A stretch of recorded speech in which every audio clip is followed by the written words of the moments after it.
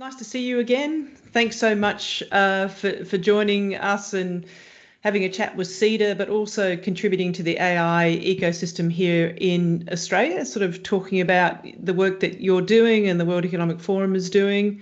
But perhaps just to start off for an audience that may not know who you are, why don't you introduce yourself and just say a little bit about your role and what you're doing?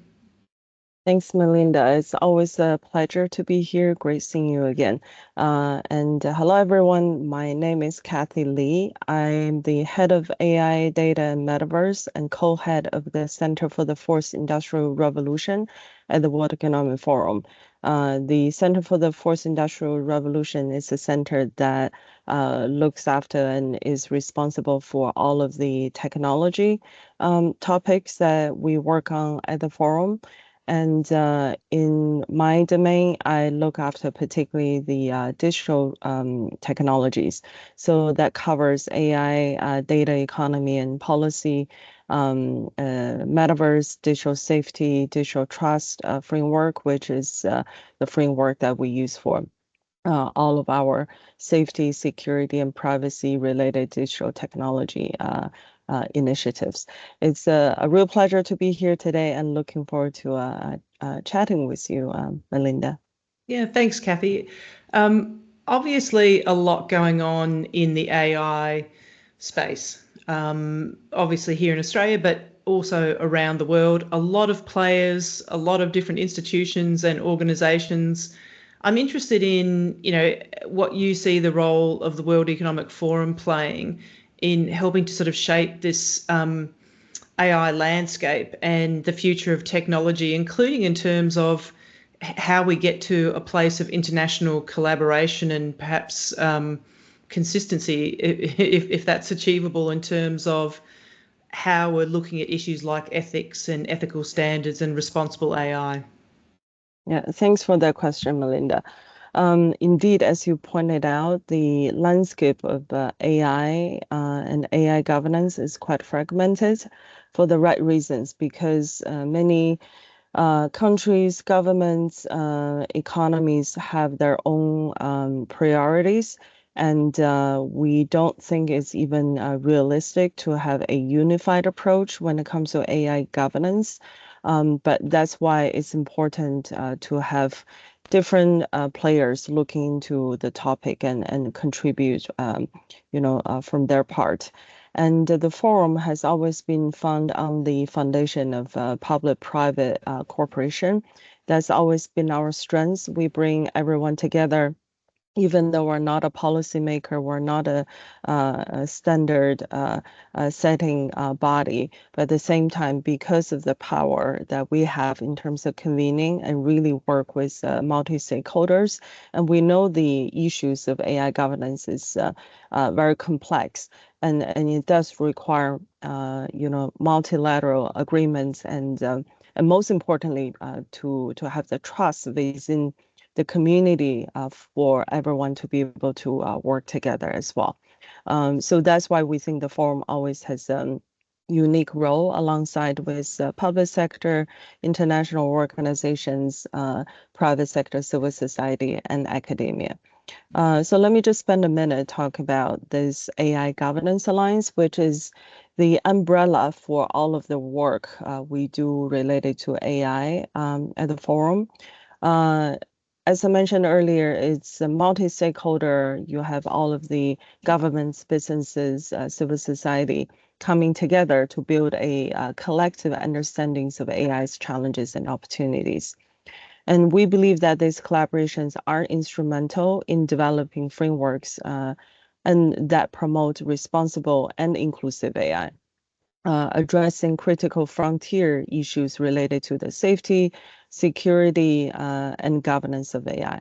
For example, we have 4 working groups, one of which is called Safe Systems and Technologies Working Group. They are currently working on engaging advancing critical knowledge of AI agents, which is seen as the next frontier of AI development. We're working on from their design to novel guardrails and governance considerations, hopefully even way before AI agents become more prevalent in our life and society. The AI Governance Alliance also leads the way in advocating for ethical AI, with a strong focus on accountability, fairness, and transparency. We believe that by supporting the creation of a global principles for ethical AI deployment, AIGA, the AI Governance Alliance, ensures that AI technologies benefit society while mitigating potential risks. We have already published frameworks such as the Procedural AI Framework and our latest report, which we just published yesterday, Governance in the Age of Generative AI, a 360 approach for resilient governance and regulation, really aims to present a very comprehensive framework that looks at all of the existing and upcoming AI regulations around the world, if and how can they be reconciled with the existing digital regulations, and also what are the foundation knowledge we need to know in order to build a forward-looking framework. So yeah, those are some of the ways that we believe the forum can play a key role in shaping the future where AI is aligned with societal values and strengthen the long-term trust in the technology. Yeah, look, obviously a lot going on there. I just want to pick out a few threads, if I could, in terms of helping some of our audience to sort of think about these issues. You talked about the white paper that's just been released on governing in an age of generative AI, but then you also, in talking about the work of the World Economic Forum, talked about AI agents, which is this rapidly emerging sort of new frontier. And it just seems like we're sort of just getting on our feet, really, if you like, on generative AI and chat GPT and all these things. How can governments, ensure that the approaches that they're adopting are actually going to be resilient in the face of this rapidly evolving landscape, and actually deliver the outcomes that we need them to, in terms of, in my sort of shorthand, just really maintaining trust, which I think is the critical issue. So really interested in your thoughts on that.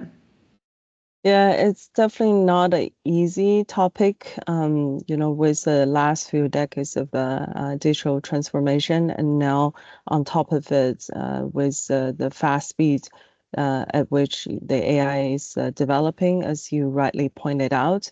And the governments have to not only look at it from the economic perspective, but also the societal value. How do you protect human rights? How do you make sure that workforce, is not disrupted? So yeah, definitely not easy. The many countries have their national AI strategies, and the AI strategies, in the vacuum can be, can follow a ideal kind of framework, but in reality, the national strategies must consider they have a limited resources. There's a global uncertainty in terms of how the AI will be developing. And governments also need to rely on foresight mechanisms to adapt policy and regulations to the technological advancements and emerging risks. We do believe that there are a few things they can do.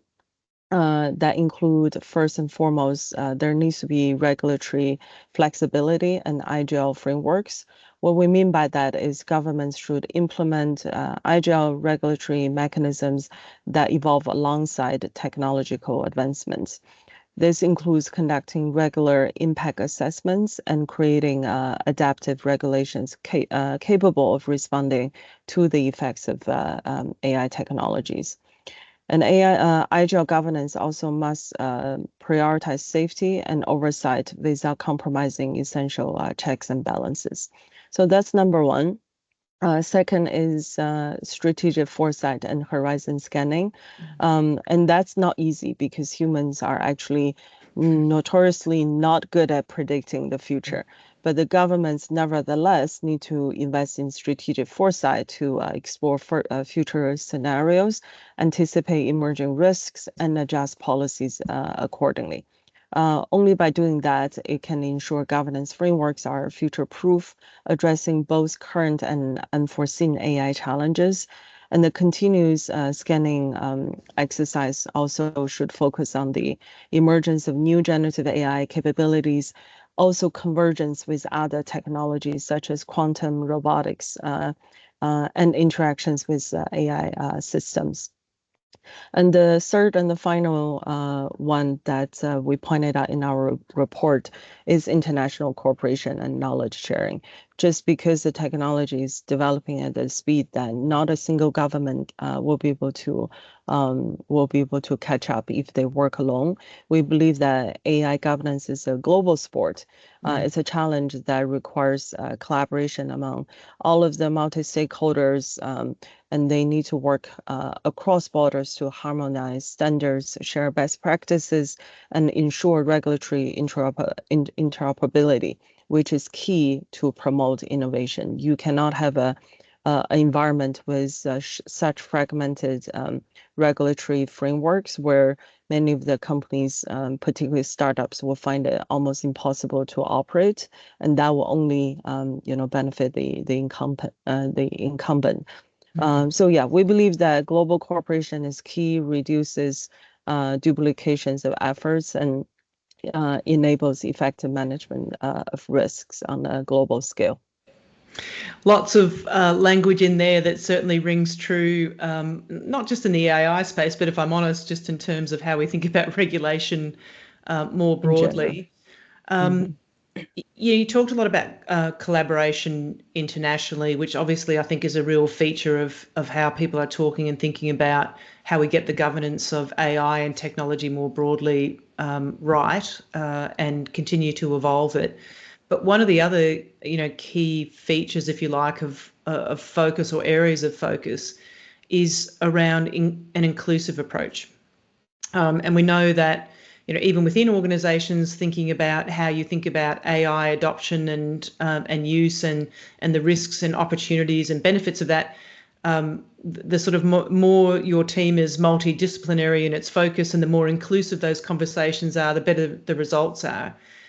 In the same way, that's the way people are thinking and talking about how government should be thinking about framing their policy responses and their approach to governance.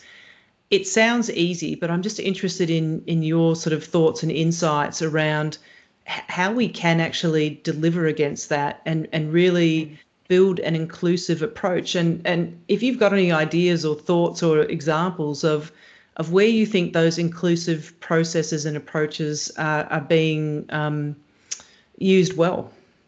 Yeah, that's a brilliant question, Melinda. And you're absolutely right. It's very easy to say a inclusive approach. It's very easy to say multi-stakeholder collaboration. But what we mean by that is you truly need to include a diversity of voices. And that's actually not intuitive to humans. We like being in a circle where others tend to agree with our opinions and we share similar background and experiences.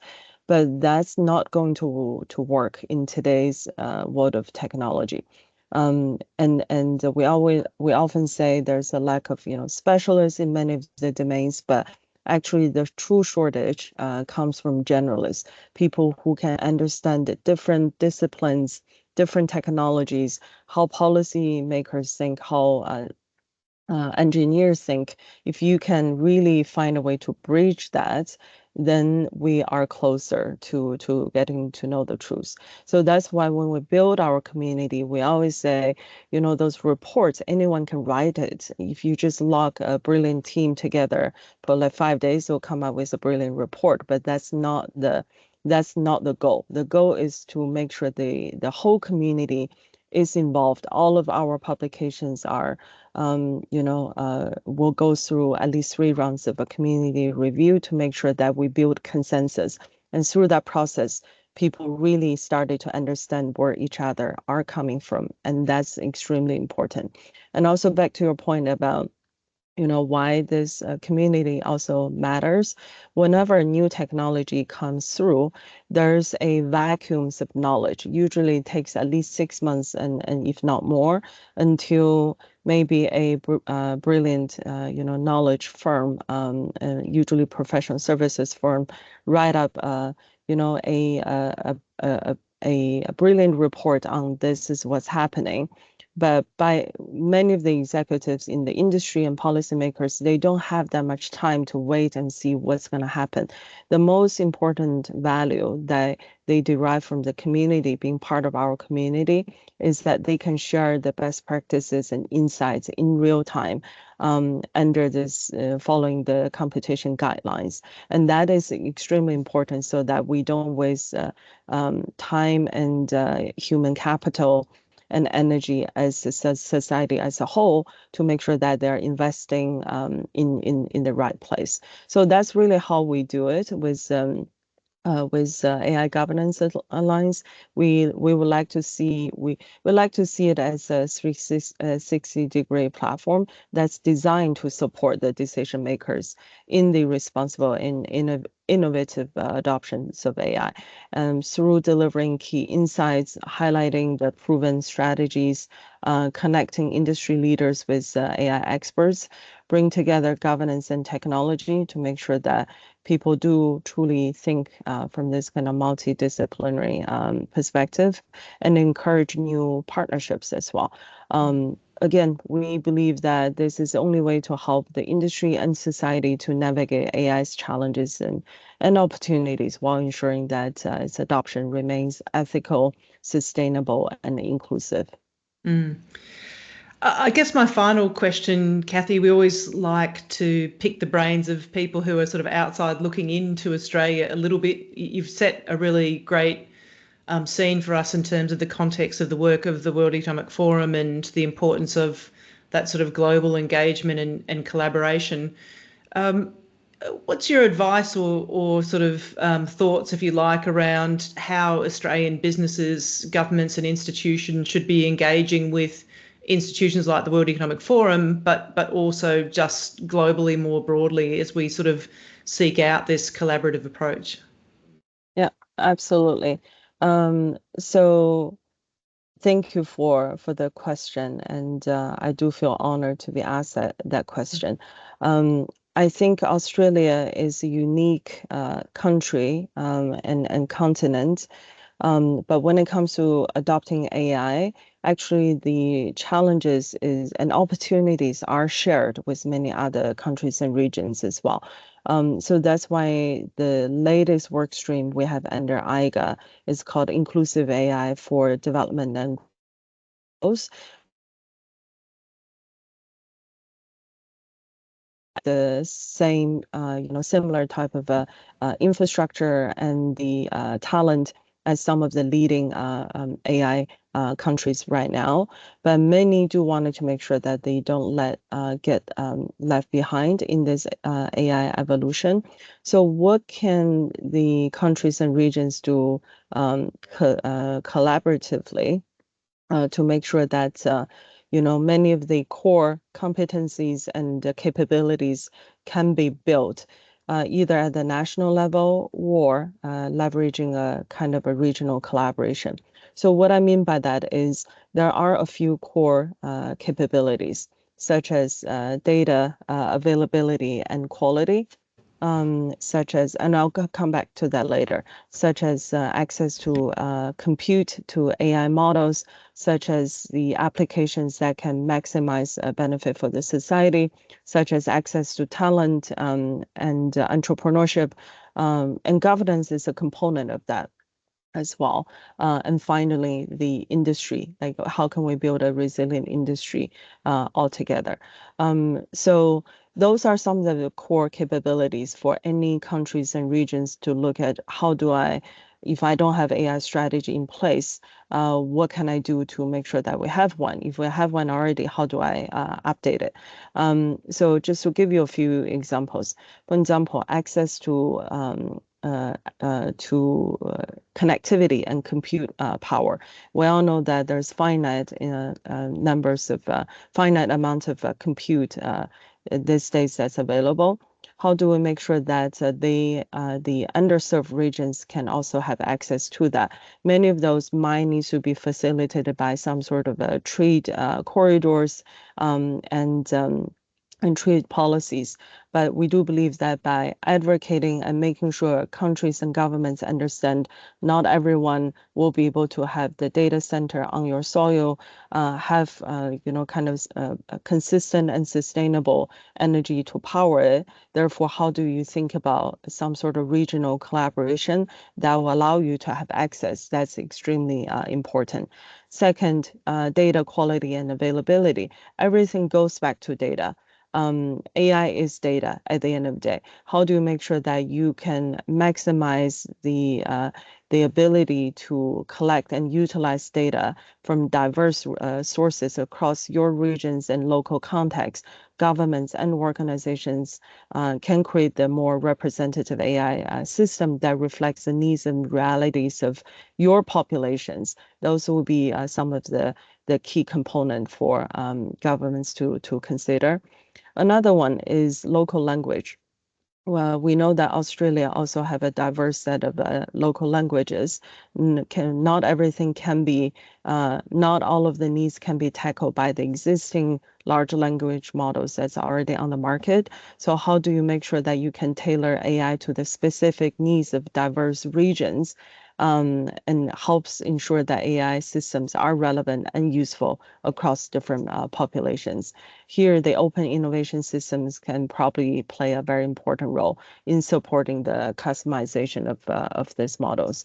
And last but not least, we all know that talent education is critical. The reality is there's just not enough AI talent around the world. So how do you put the curriculum in place in the educational institutions quickly enough? How do you, again, look at your regional collaboration and see if some of the talent can be facilitated that way? And most importantly, to build those homegrown startups who can contribute to the Australian AI ecosystem. Those are key. And we know it's not a easy challenge to tackle at the forum. That's why we're working on this inclusive AI capabilities framework and blueprint. We are aiming to publish that work early next year, and we hope that can start a discussion among all the different regions in terms of what kind of core capabilities they need to identify and start to establish. So yeah, we definitely would hope that we can contribute through that perspective. Well, thank you so much for that. Plenty for us to sort of contemplate and lots of good insights for business and government here in Australia to be thinking, really carefully about in terms of how we make the most of our AI opportunities, but also make sure that we do it in a way that builds and retains community trust so that we can continue to do the best for all concerned, really. Exploiting the opportunities, but also making sure that always in the public interest and for public good and public benefit. Cathy, it's always nice to have a chat with you. We've always appreciated your contributions. Obviously, last year in our AI Leadership Summit in 2023. Really appreciate you taking the time to talk to me again today, and looking forward to the next time we can hopefully get you out to Australia and meet with you in person. So thank you so much for your time. I very much look forward to that. Best of luck with the summit, and thank you again for having me, Melinda.